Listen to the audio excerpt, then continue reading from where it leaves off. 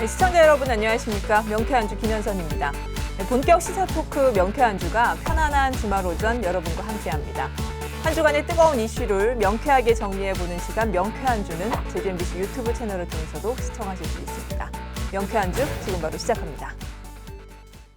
오늘 명쾌한주는 매주 용호상박 이슈 토크를 통해서 뜨거운 설전을 함께 해주시는 명쾌한주의 식구들 한자리에 모셔봤습니다. 안녕하세요. 네, 안녕하세요. 안녕하세요. 위원장님은 되게 오랜만이신 것 같습니다. 예. 고 기자님 오늘 혼자 외롭지 않으시겠어요? 아니 잠깐만, 근데 지금 김 박사님 어디 가신 거예요? 지금? 약간 개인적인 사정이 있어가지고 아하. 예, 급박하게 자리를 비우셨습니다. 예, 이해 바라고 오늘 혼자 앉기에는 참 스페이스가 좋네요. 예, 오늘은 참 그 올 한 해도 항상 그 한 해를 마무리하는 시점에서 저희가 이제 다사다난이란 말을 예. 쓰잖아요. 해마다 썼던 것 같은데 올 한 해도 정말 어느 해 못지않게 참 버라이어티한 한 해가 아니었나 맞습니다. 싶습니다. 그래서 오늘은 2020년 한 해를 마무리하면서 우리 패널분들이 뽑은 2020년 최고 이슈는 이것이다. 원픽 이슈를 하나씩 이야기하면서 얘기를 풀어가 볼까 해요. 일단 저는 올해를 딱 생각을 해봤을 때 아무튼 코로나19를 빼놓을 수가 없죠. 올해 지금 세 자릿수를 제주 지역도 지금 확진자가 넘어가서 굉장히 긴장된 상황인데 어떠서요? 오늘 한 해를 마무리하면서 이제 뭐 코로나19 사태 속에서 한 해를 마무리하게 됐는데 각자 뭐 간단한 소회라고 할까요? 예, 말씀을 해주시면. 네. 김 의원님부터. 예. 아까 김 국장님께서도 말씀하셨지만 코로나19로 인해서 참 대한민국 국민들 일상이 변화가 굉장히 심한 한 해였습니다.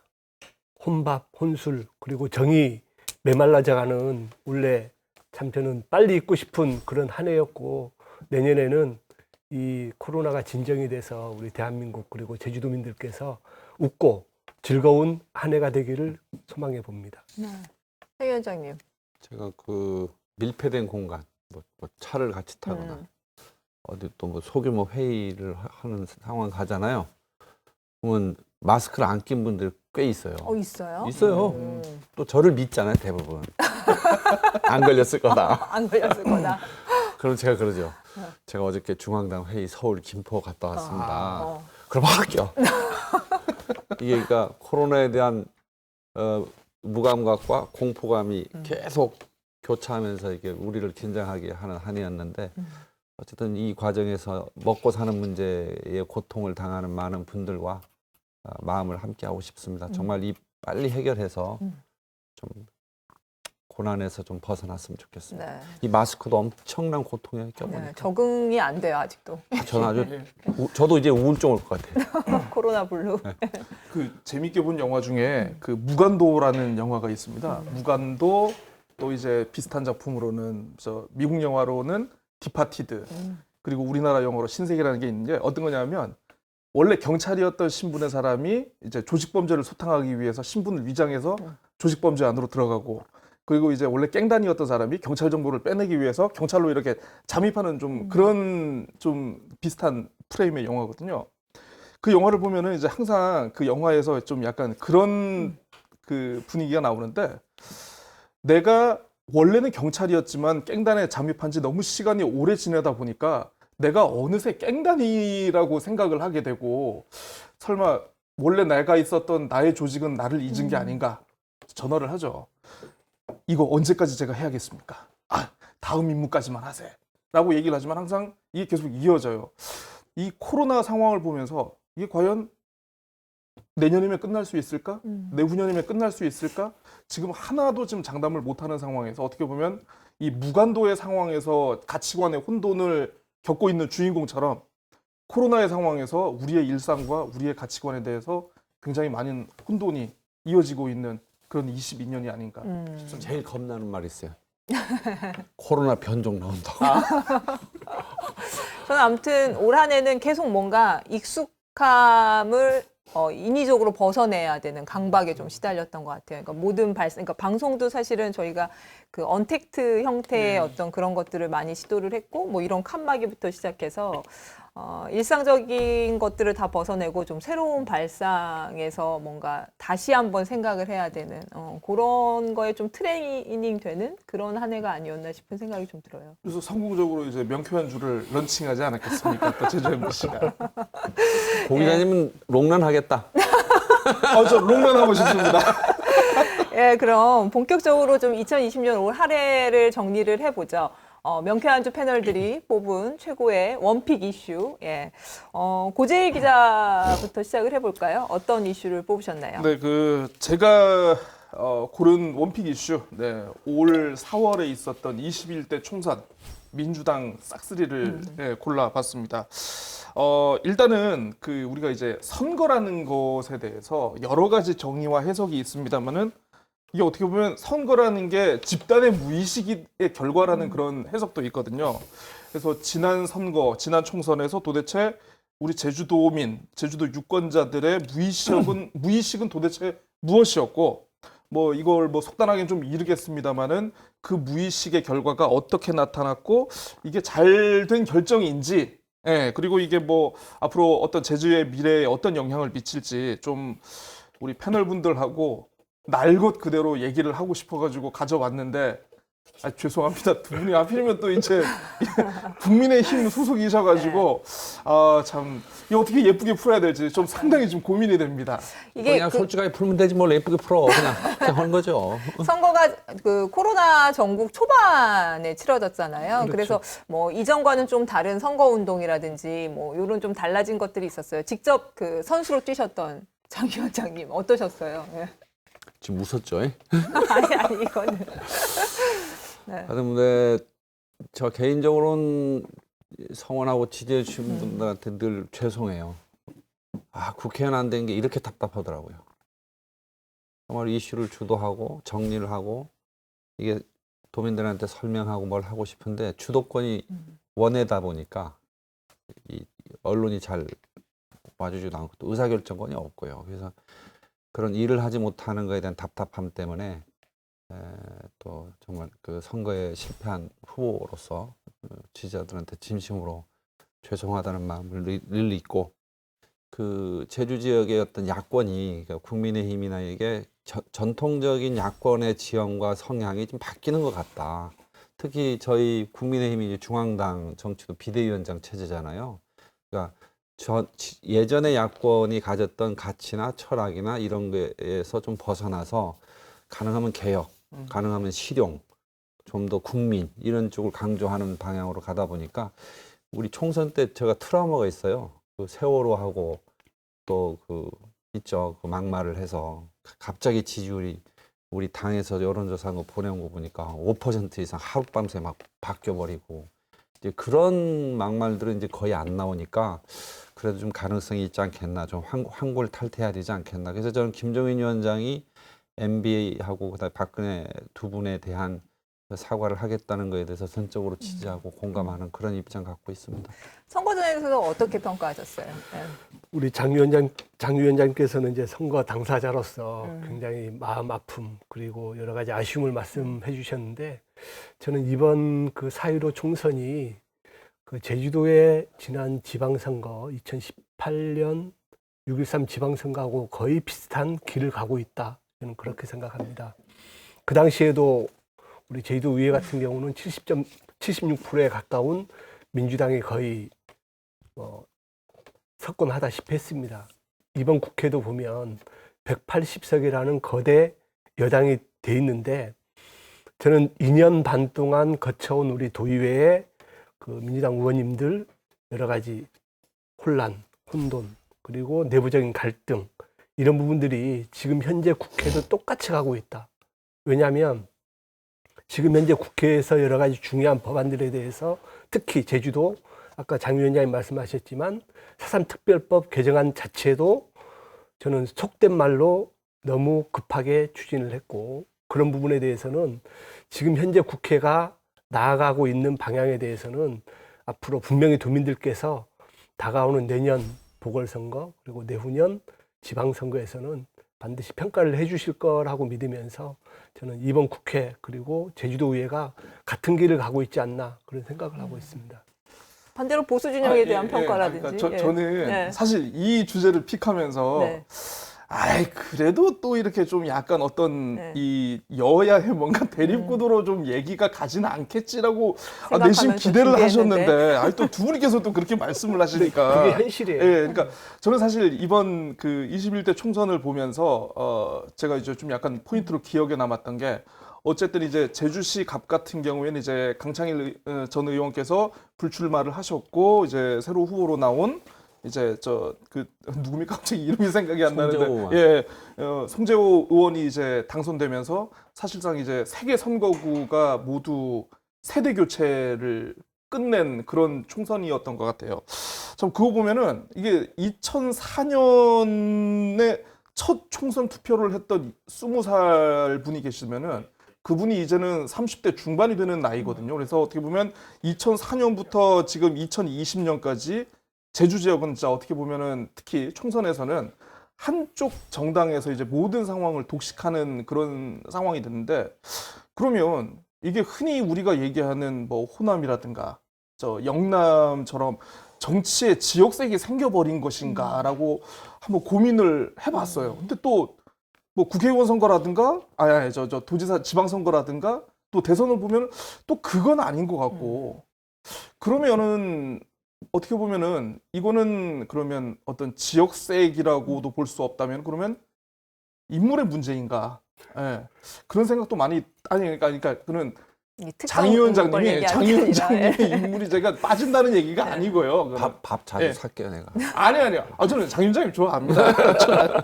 왜 제주만 이런 현상이 나타나는 것일까에 대해서 저는 사실 국민의힘의 적을 갖고 계신 두 분의 진짜 날 것 그대로 얘기를 한번 좀 들어보고 아니, 뭐 싶습니다. 날고고 뭐고 없고 네. 있는 그대로 얘기하면 제주도가 저는 그렇게 봐요. 저 두 가지 측면인데 하나는 성향상으로는 상당히 실용적인 분들이에요. 제주도 도민들이. 저가 이제 국민의힘에 와 있긴 이제 합류했는데 그동안 제주 야권이 과연 그러면 실용적이고 개혁적이고 일하는 중심의 어떤 그런 가치 판단에서 도민들한테 점수를 딸 일을 했느냐. 전 냉정하게 돌아보고 있거든요. 실제로 4.3 특별법만 하더라도 제주도에 그 관련된 그 국민의힘의 당에서 안을 만들고 또 그거를 입법으로 중앙당과 연계해서 적극적인 노력을 하고 대안을 제시하고 그다음에 뭐 지역 경제와 관련된 예를 들면 제2공항의 문제라든지 관광산업의 문제라든지 자기 목소리를 제대로 냈느냐. 그런 부분에 대해서는 좀 저희들이 철저하게 반성해야 된다 해서 도당을 그렇게 개혁적으로 좀 이끌어 가려고 노력하고 있고요. 두 번째는 4.3이에요. 이건 솔직하게 얘기를 해야 되거든요. 아까 그 4.3에 대한 얘기를 처음 했는데 총선이 4월 15일 날 있다 보니까 4월 3일 날 4.3 추념일을 하면 4.3을 반대하는 국민의힘, 4.3을 추진하는 민주당 뭐 이 구도가 그냥 선거에 한 일주일 이상 쭉 가는 거예요. 근데 사실은 그러하지 않음에도 불구하고 그 프레임이 짜여져 있어요. 저는 도민 여러분들께서 정말로 그 4.3과 관련된 내용을 구체적으로 보시고 판단을 해 주셔야 된다. 이게 감성적으로 무의식적으로 판단할 문제는 아니지 않느냐. 전 일정 정도의 시점이 되면 이번에 특별법 개정 문제가 일단락이 되면 그 문제에 대해서는 도민들한테 진실을 알리기 위해서 제가 정말 발로라도 좀 현장을 투어하고 싶다 그런 생각까지 들어요. 오늘 뭐 갈 길이 워낙 바빠가지고 고재일 기자가 그러면 지금 이번에 당선된 지역 네. 국회의원들에 대한 어떤 평가랄까 할까요? 지금까지 활동 보여준 거에 대해서 간단하게 평가하고 다음 주제로 넘어가죠.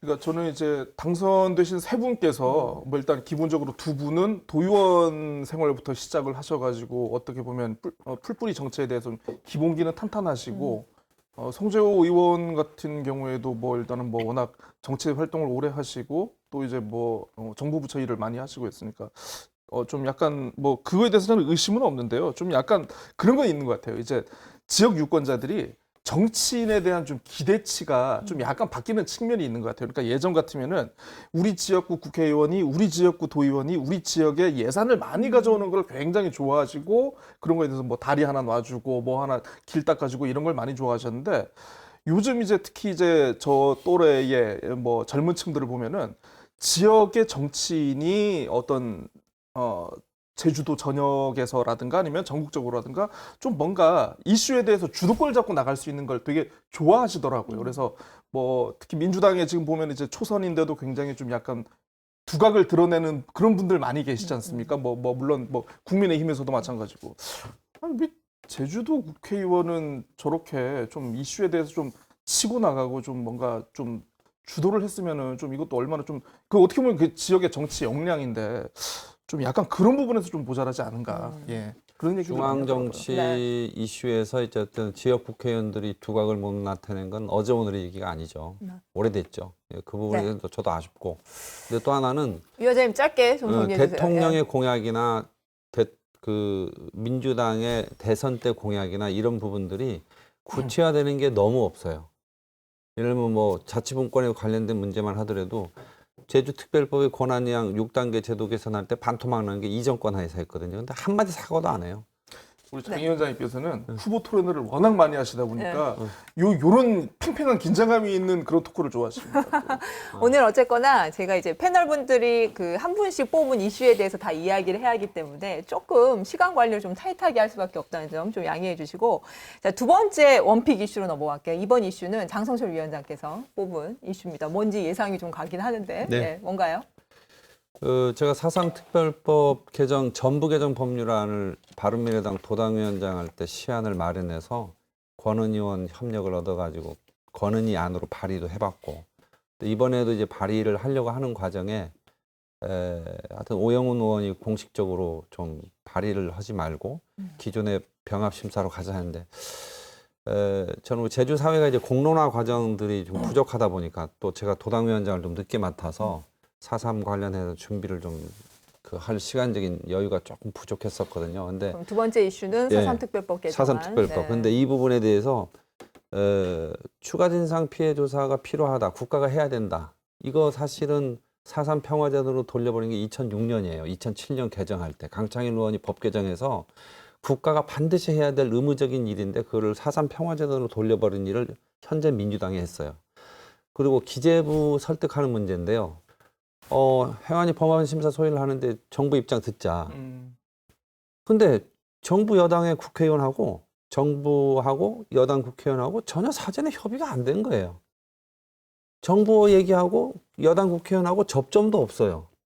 그러니까 이게 그러면 기재부 설득해야 되는 게 20대 국회 때부터 지금까지 있어 왔는데 뭐 했냐 이거예요.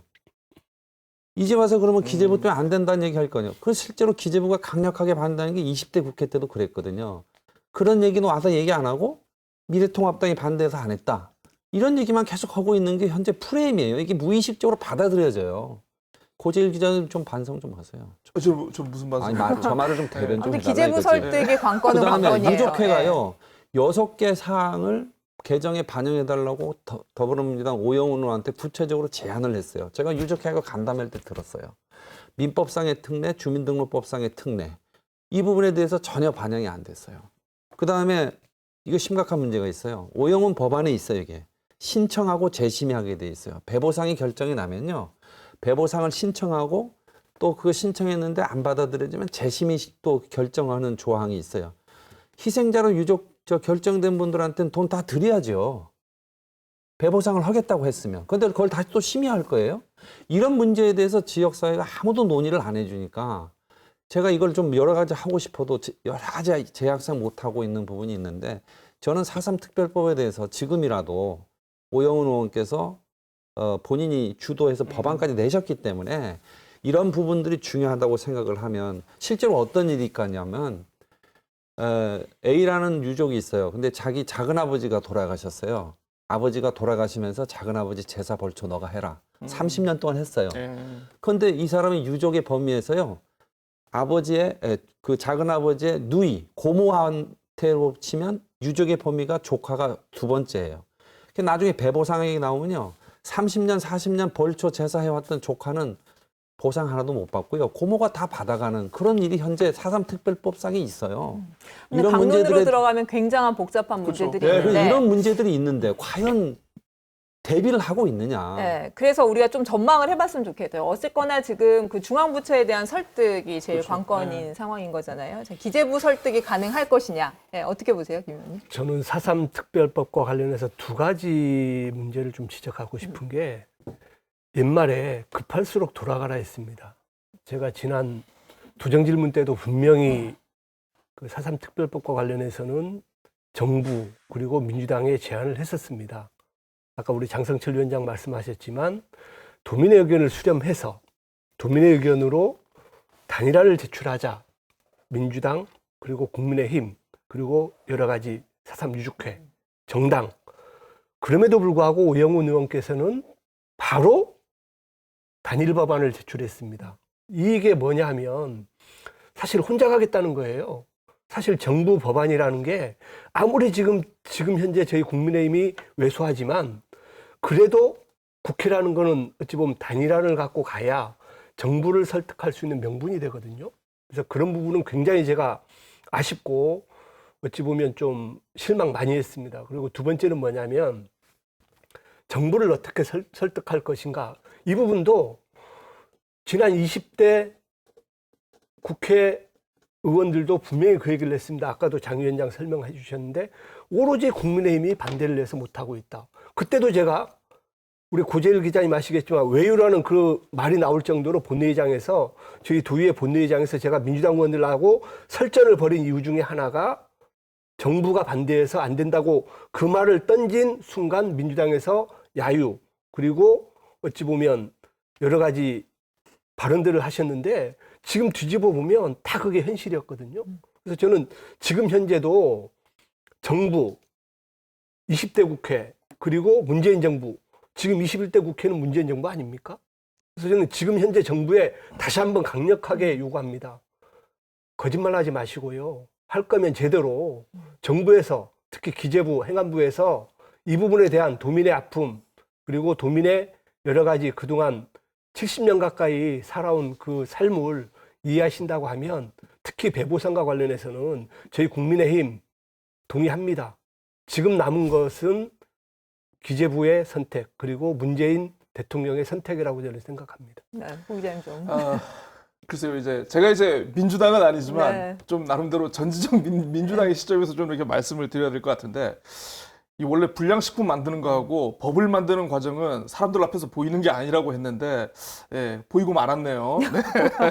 자, 사실 그렇습니다. 이 지금 4.3 특별법에 아까 이제 그 장 위원장님께서 여러 얘기를 해주셨고 또 우리 저 김한국 의원님 얘기를 해주셨는데 코어는 과연 이제 기재부를 어떻게 하면 맞아요. 기재부가 지갑을 네. 풀게 할 것이냐 이건데 사실 그렇지 않습니까? 그러니까 그 행자부하고 이제 기재부는 이제 서로가 기준안을 만들라고 지금 떠넘기고 있고 또 국회는 국회에서대로 이제 뭐 네가 해라 내가 해라 이렇게 하고 있는데 사실 누구 하나 지금 덜컥 나서가지고 고양이 목에 방울을 달 수가 없는 상황이거든요. 근데 아까도 말씀하셨지만은 사실 4.3 특별법의 어떤 배보상 관련해가지고 이 좀 일괄 처리, 타결은 사실 누구 한 정치적 집단이 독점을 해서는 안 된다고 생각을 합니다. 저는 이게 맞다고 생각하는데 자, 그러면은 기재부를 설득하고 어떤 논리를 개발하는 것은 과연 민주당만 해야 되는 일인가? 과연 현재 정권에서만 해야 되는 일인가? 현재 정권이 기재부를 찍어 누르듯 야, 이거 해! 라고 하는 것이 맞는가? 뭐 어떻게 보면은 국민의힘 역시 책임 있는 공당으로서 이 4.3 배보상 문제 해결을 위한 어떤 노력이라든가 논리 개발 이거에서 좀 같이 해줬으면은 어떻게 보면은 지금 뼈아픈 민주당이 듣기에는 뼈아픈 말이 더 아플 수가 있는데 어떻게 보면은 그동안 계속 방관자적인 자세로 있다가 이거에 대해서 왜 지금 정권이 책임지지 못하느냐라고 하면은 약간 납득하기가 어려울 수도 있겠다 이런 생각이 들어요. 반론을 제기할게요. 4.3 특별법과 관련해서는 지금 올 만큼 왔습니다. 벌써 문재인 정부 레임덕 온 걸일까요? 아닙니다. 저는 문재인 대통령께서 기재부 장관, 행안부 장관을 불러놓고 얘기하면 됩니다. 가자. 국민의힘 반대합니까? 반대 안 합니다. 더불어민주당 반대합니까? 안 합니다. 그러면 정부의 총책임자인 대통령께서 이 부분에 대해서 결자 해지 차원에서 대통령 공약을 약속하신 거 아닙니까? 해야죠. 이번 코로나 사태와 관련해서 정부에서 여러 가지 덕분입니다. 국민의 네. 여러분이 덕분입니다. 하지 마시고 이제는 4.3 특별법과 관련해서 배보상과 관련해서는 제주도민 덕분으로 제가 하겠습니다 해서 대통령께서 추진하면 되는 겁니다. 네. 그 이 주제, 위원장님, 이 주제를 이제 마무리하는 시점에서 24일 날 다시 심의가 있잖아요. 법안심사 소위 심의. 어떻게 전망하시고 연내 처리는 가능할지 그 부분에 대해서 짧게 얘기하고 넘어가도록 지금 하죠. 단계는 뭐 기재부 정부 입장을 전망한다는 것 자체가 좀 타당하지가 않아요. 지켜보는 수밖에. 근데 아까 고재일 기자님 그런 비판 전 충분히 있을 수 있다고 생각하고요. 그래서 국민의힘이 좀 더 적극적으로 대안도 더 만들고 전부 개정 법률안, 일부 개정 법률안이 아니고 전부 개정 법률안까지 냈어야 되는데 그러지 못한 게 좀 아쉽긴 하지만 민주당이 정말로 제주지역 국회의원 3사람이라도 이 법안에 대해서 정치적인 책임을 지겠다 그러면요. 정부를 공격해야죠. 그리고 같이 공격하자라고 나와야죠. 근데 대중들 앞에서는 야당을 공격하고 돌아서서는 정부를 보호하고 정부가 반대하고 있는 것을 드러내지 않는 그건 정말 전 앞뒤가 맞지 않는다고 생각해요. 그래서 이 부분에 대해서만큼은 4.3 특별법과 관련해서 더불어민주당이 좀 더 정부에 대한 책임을 정확하게 추궁하는 모습을 보이는 것이 해법의 지름길 아닌가 그런 생각을 합니다. 아무튼 뭐 4.3 특별법은 제주에 있어서는 뭐 그런 정치적 이념, 여야 초월하고 이 부분 개정안 연내 처리됐으면 하는 게 사실은 사전 유족은 물론이고 도민들이 바라는 바인데 좀 좋은 결과가 있었으면 좋겠습니다. 그러니까 저는 네. 너무 연내 처리라든가 이런 어떤 어떤 물리적인 선언적인 시간? 네. 선언적인 구호에 너무 매몰되지 말고 좀 기왕이면 좀 여야가 좀 같이 아이디어를 모아가지고 네, 네. 좀 길게 가서 네. 갔으면 좀 좋을 것 같아요. 좋은 지적이시네요. 말인데요. 예. 오영훈 의원이 4.3 특별법 21대 국회 개정 법률안 낼 때 내년 국가 추념일 전에는 통과시키겠다 목표다. 네, 알겠습니다. 그래놓고 최근에 와서는 연내 국회가 또 오영훈 의원이 아니라서 죄송합니다. 네. 그러니까 이게 이제- 뭐냐면 그때 달라요 기준이. 김한국 의원 이슈를 못하고 넘어갈까봐 제가 지금 좀 급해요, 위원장님이. 사회를 잘 네. 보셔야죠. 예. 세 번째 이슈로 넘어가겠습니다. 김한국 의원님. 예. 예, 제가 정한 원래의 이슈는 저희 지역과도 연관이 있는 제2공항 도민 여론 수렴입니다. 왜 제가 이 픽을 선택했냐면 그 제주도의회에서 저희 92년도에 제주공항을 뭐 새로 해달라는 요구를 정부에 했었습니다. 그럼에도 불구하고 지금 제2공항과 관련해서는 여러 가지 지금 현재도 갈등이 많습니다. 그래서 저는 제2공항과 관련해서 이제는 풀고 해결할 때라는 그런 생각으로 이렇게 픽을 정했습니다. 아무튼 지금 뭐 올해 굉장히 수차례 토론이 있었고요. 그러면서 뭐 정말 4시간짜리 토론부터 해서 몇 차례 토론을 하면서 쟁점에 대해서 굉장한 설전과 뭐 여러 가지 이야기들이 오고 갔어요. 그래서 이제 여론조사까지 합의를 했는데 여론조사의 세부 내용을 놓고 또 굉장히 진통이 있지 않았습니까? 근데 뭐 어느 정도까지 정리가 됐어요. 예, 가중치를 두는 부분은 어쨌거나 도에서 한 발 물러섰고, 그리고 이제 제2공항 건설에 대한 찬반만 묻는 부분은 또 도의회가 한 발 물러서면서 일정 정도에서 합의가 됐는데, 이제 뭐 어떤 전제 내용에 대한 문구라든지 이 부분을 갖고 지금 얘기를 하고 있거든요. 지금 어떤 좀 의견 대립의 내용 이런 부분을 고재일 기자가 좀 정리를 해주시겠어요? 일단은 지금 내용은 정리가 됐죠. 그 저희가 지금 녹화일이 오늘 10일 목요일 네. 지금 오전에 하고 있는데 사실 이제 특위하고 도의회 특위 그리고 국토부하고 이제 제주도가 그동안 이제 협의를 통해 가지고 일단은 성산읍 지역 주민들에 대한 가중치 조사는 없는 것으로 이렇게 됐고 그리고 이제 설문 문항에 현 제주공항 확충안을 넣을 것이냐 말 것이냐 에 대해서는 이제 배제하고 제2공항에 대한 찬반으로만 지금 묻기로 했다라고 했는데 지금 아직까지는 지금 이걸 원희룡 지사가 수용할지 수용하지 않을지는 지금 아직 결론이 나지 않은 상태입니다. 근데 다만 이제 개별적으로 봤을 때는 어쨌든 이제 도의회 특위가 단독으로 여론조사를 할 수도 있다라는 그런 관측이 있었는데 사실 좀 약간 개인적으로 좀 우려는 많이 했거든요. 단독으로 여론조사를 하게 되면은 나중에 어떤 이것의 어떤 적법성이라든가 이거를 이 결과를 과연 수용을 할 수 있는가에 대해서 좀 의문이 많았었는데 어쨌든 뭐 그 부분에 대해서는 좀 약간 타결은 잘 된 것 같고 어쨌든 뭐 지사의 결정을 좀 지사의 판단을 한번 좀 지켜봐야 될 것 같습니다.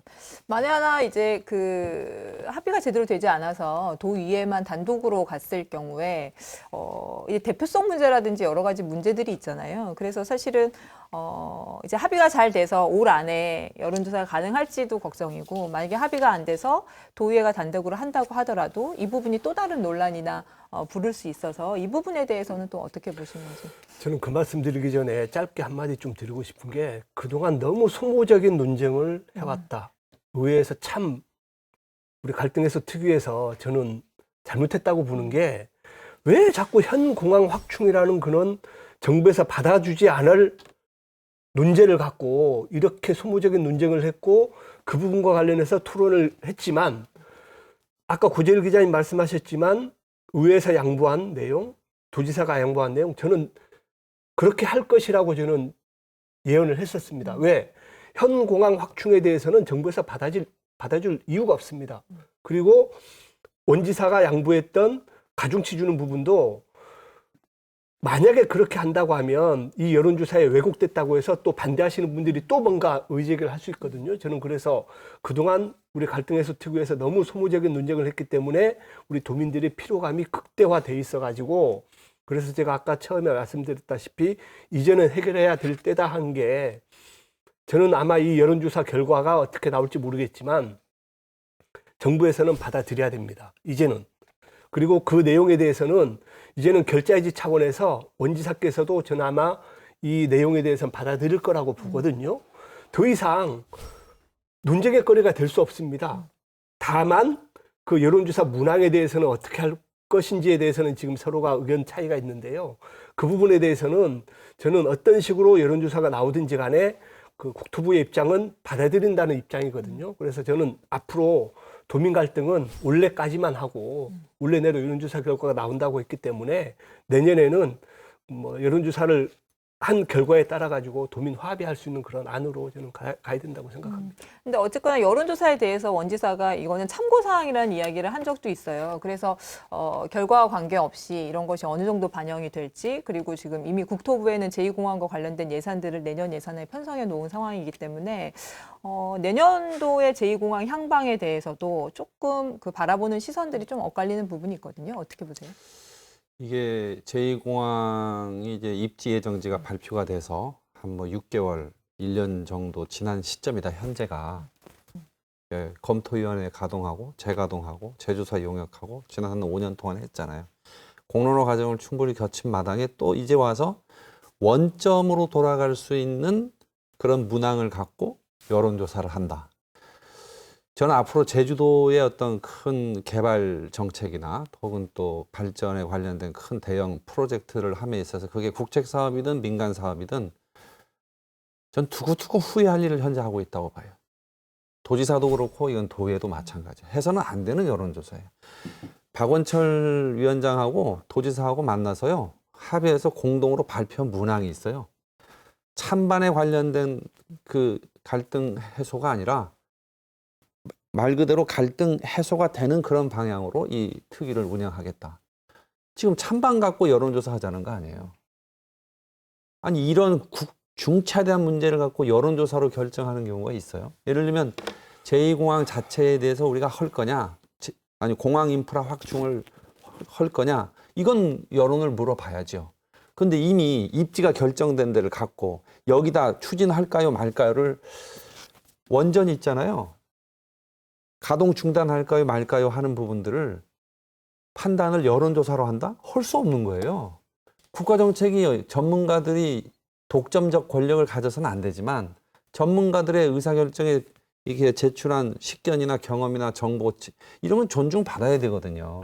이런 걸 여론조사하고 있다는 것 자체가 지금 제주도에 크나큰 부담으로 앞으로도 계속해서 작용할 것 같다는 그런 걱정을 한마디 하고요. 두 번째는 제2공항 부분에 대해서는 국토부가, 문재인 정권이 좀 솔직해야 된다고 봐요.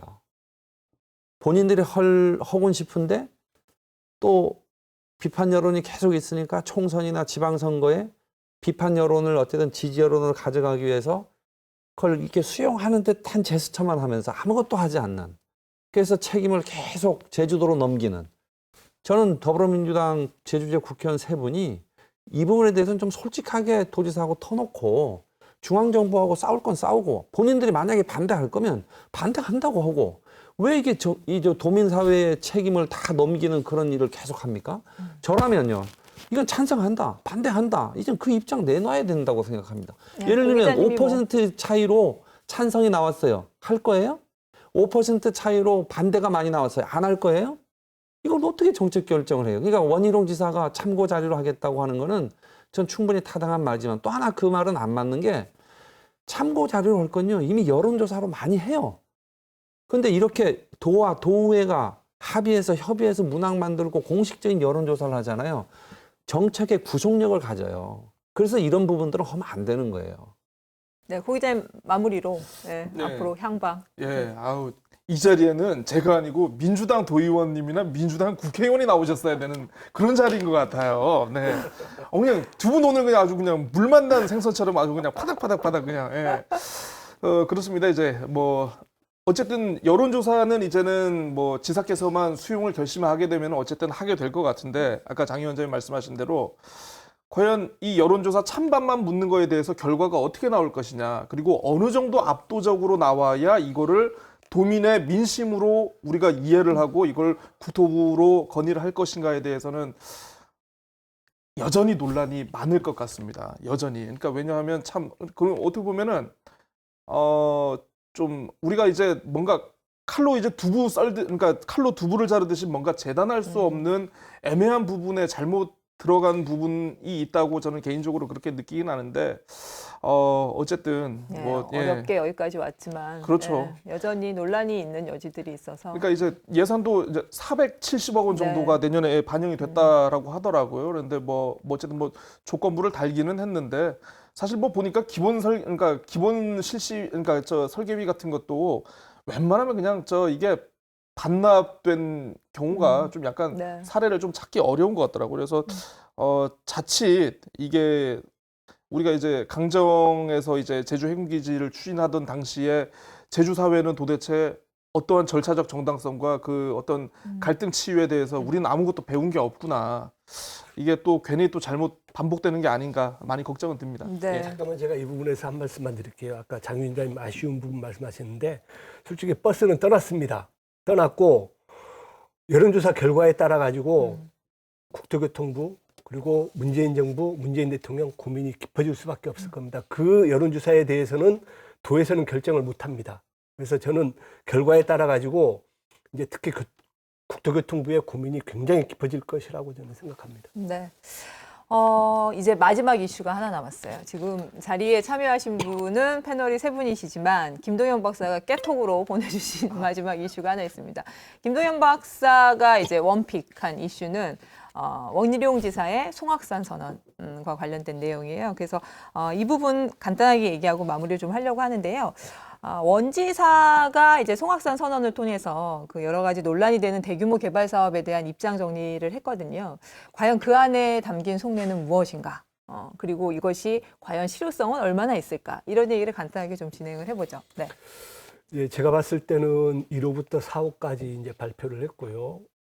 다 아시다시피 송악산 그리고 동물 테마파크, 오라관광단지 그리고 부영관광. 저는 이 중에 거의 대부분이 이제 대규모 개발 사업과 관련된 부분이기 때문에 원지사가 처음 도지사로 부임하면서 말했던 청정 제주, 공존 이 부분과 저는 일맥상통한다고 보고요. 이 부분에 대해서는 저희 의회에서도 원지사의 그 정치 방향이 바뀌었다는 건 분명합니다. 그래서 저는 최근에도 언론을 통해서 여러 가지 그 동물 테마파크와 관련해서도 언론 보도 자료가 있는데요. 그거와 맥락을 저는 같이 한다고 봅니다. 앞으로 제주도 개발 사업자의 측면에서 봤을 때는 진짜 청정 환경을 보존하는 그런 개발이 아닌 이상 저희 의회도 그렇고 원지사의 도정 철학도 그렇고 앞으로는 개발 행위가 그리 녹록지 않겠다는 말씀을 먼저 드리겠습니다. 네. 그 생각이 들어요. 이 국가별로 배기가스 기준이 좀 다른 경우가 있잖아요. 그럼 이제 예를 들어서 우리나라 자동차 메이커가 차를 만들고 이게 한국에서는 통용되는 기준인데 이게 뭐 예를 들어서 다른 나라에 수출하려니까 기준이 안 맞아. 그러면 기준에 따라 가지고 부속품을 좀 교체를 하겠죠. 그래서 통상 우리가 내수용 제품하고 수출용 제품이 나뉘면서 수출용 제품을 왜 저렇게 잘 만들어? 라는 그런 얘기들을 하지 않습니까?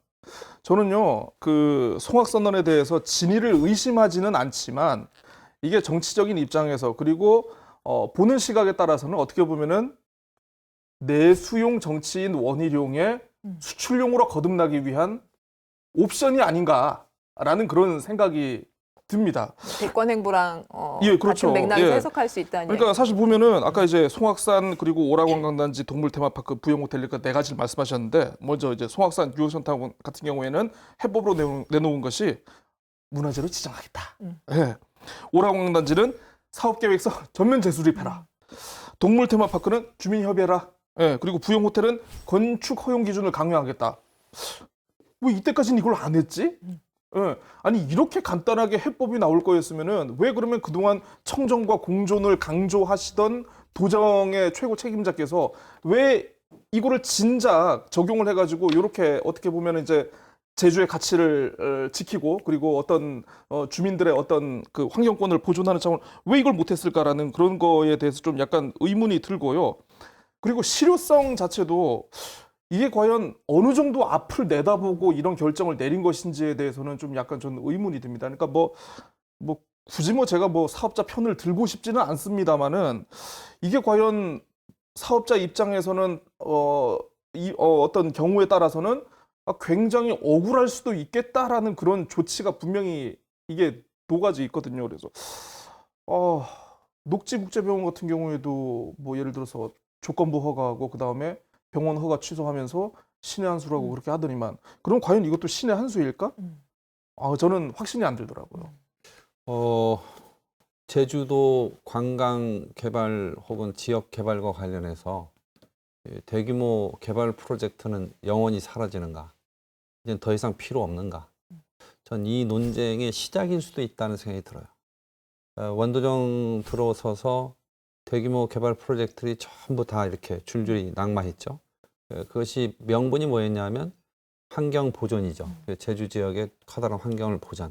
그럼 그런 대규모 개발 프로젝트를 하지 않으면 제주 지역 환경은 깨끗하게 청정하게 계속 보존되는 것인가?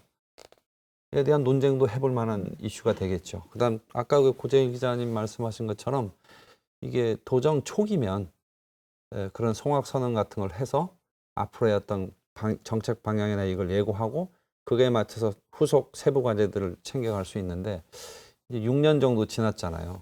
그리고 현재 이 네 가지 사업은 개발 사업이 진행되는 와중에 있어요. 만약에 사업자가 송악선언이라고 하는 어떤 정책적 그것도 나중에 발표된 그런 방향이 전환된 그 선언이 이유가 돼서 우린 인허가를 못 받았습니다. 이거는 개발 행정의 가장 제1원칙, 신뢰의 원칙, 예측 가능성의 원칙이 무너진 거기 때문에 우린 수용할 수가 없다라고 해서 법적 대응을 하게 되면 도청이 겪는 고충이 상당히 클 거라고는 봐요. 그래서 청정 선언, 그러니까 청정을 기조로 한 어떤 개발 행정의 방향을 분명히 한다고 하는 측면에서는 긍정적으로 평가할 수 있지만 첫째는 시기상으로는 너무 좀 일찍 했어야 됐다. 두 번째는 개발 사업자와의 어떤 그 법률적 쟁송의 문제가 분명히 예견되는데 이에 대한 대책은 수립되어 있는가 이런 부분들을 전 점검해야 된다 생각하고 저 개인적으로는 90년대, 2000년대, 2010년대까지 한 30년 동안 제주 개발사를 저 경실련 사무국장 할 때부터 쭉 봐왔잖아요. 예를 들면 중문관광단지 같은 대규모 관광단지 시작을 할 때 오라관광단지나 이런 대규모 개발단지에 관련된 비판을 했던 논리들 예를 들면 뭐 대규모 재발 큰 자본들만 와서 이익을 얻고 다 가져갈 거다. 이런 어떤 비판적인 담론들이 많이 있었어요. 지금도 그게 나오는데 중문단지 같이 한 30년 지나고 나니까요. 중문 시가지가 크게 번성하는데 중문관광단지가 기여했다는 데에 대해서 대부분 사람들이 동의할 거예요. 저는 이런 부분들, 객관적인 부분과 주관적인 어떤 그 담론이 좀 균형 있게 가야 된다. 지금 제주 지역 사회가 한 20년 동안 쌓은 어떤 개발 그 어떤 방향의 정책에 대해서 근본적으로 전부 허물어뜨려 버리니까 나중에는 환경 네. 보전이나 청정이라고 하는 가치조차도 너무 한쪽으로 기울어져 있어서 도민의 지지를 얻지 못하고 어떤 면에서는 그 지역 발전에 걸림돌이 될 게 아닌가 하는 네. 그런 걱정도 저는 알겠습니다. 개인적으로 하고 있습니다. 네. 김 의원님, 소확산 선언은 일단 했고, 아까 뭐 그 진위에 뭐 다른 의도는 없는 것 같다는 얘기도 하셨는데, 향후에 소확산 선언과 관련해서 앞으로 과제가 있다면 어떤 부분이 있을까요? 간단하게 좀 얘기해 주시죠. 가장 중요한 부분이 이제 도민 설득입니다. 특히 지역 주민 설득인데요. 그 지역이 아까도 이제 고 기자님 말씀하셨지만 기존에 묶여 있는 지역입니다. 그래서 저는 가장 중요한 내용 중에 하나가 뭐 문화재 지정, 사실 굉장히 이게 중요한 문제입니다. 그래서 사적 재산권의 문제도 있고 해서 저는 가장 중요한 내용은 그 대전읍 지역 주민들의 어찌보면 의견을 최대한 반영한 그런 의견 설득 과정이 필요하다고 보고요. 그런 과정이 진행이 안 된 상태에서 하게 되면 또 다른 갈등 네. 그리고 반발이 생길 거라고 네. 생각합니다. 예. 예. 2020년 한 해를 짧은 시간 안에 정리하려다 보니까 충분히 이야기를 나누지 못한 아쉬움이 좀 있네요. 어쨌거나 마무리할 시간이 됐기 때문에 오늘 마무리는 저희가 이제 매 주마다 이제 깨톡을 날리면서 마무리를 했었잖아요. 오늘은 그렇게 하지 않고 2020년은 네모다. 라고 각각 정의를 하면서 마무리를 좀 해볼까 해요. 뭐 개인적인 소회도 괜찮고요. 아니면 뭐 지역사회 현안과 관련된 본인의 생각을 정리를 해주셔도 좋겠는데 장 위원장님부터 하실까요? 네, 2020년은 저 개인적으로 네, 2020년은 눈 깜짝이다. 눈 깜짝이다. 아, 뭐 했는지도 모르겠고요. 워낙 출마하고 바쁘셨죠. 뭐하고 도당위원장 하다 보니까 시간 다 가버렸어요. 네, 가장 바쁜 한 해이신 것 같아요, 진짜. 근데 뭘 하긴 한 것 같은데 아, 내가 이렇게 생각 없이 살면 안 되는데 좀 더 짜임새 있게 살아야 되는데 하는 그런 반성을 요새 하면서 지내고 있습니다. 네, 김한국 의원님. 네. 예, 저는 올 2020년이 고난의 해다.